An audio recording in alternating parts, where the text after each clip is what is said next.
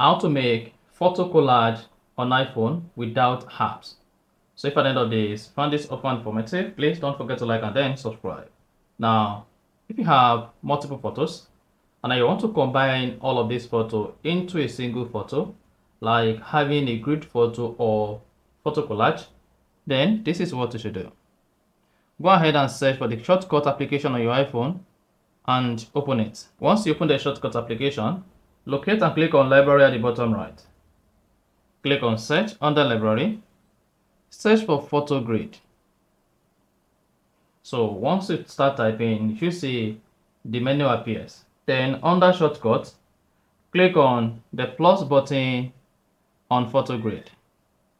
Then delete photos that you type to search for photo grid. Click on library to go back to all shortcuts. Then tap the grid icon. And now, once you type the grid icon, you then need to go ahead and select the photo you want to use as your photo grid on your iPhone. So select all the photos. So in this case, I will select 6 photos. After that, click on the check mark at the top right. And then hang on for this command to run. Now click on image from the drop menu. Click on save to photos.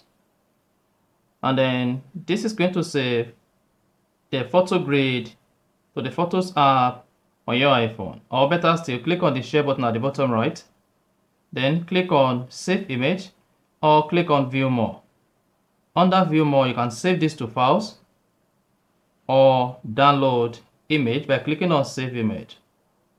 Then this is going to save the photo grid to your iPhone. If you go back to your photo library, then open it, then you should see the photo grid just like that. And then you are good. So that's exactly how to make photo collage on iPhone. If you found this offer informative, please don't forget to like and then subscribe.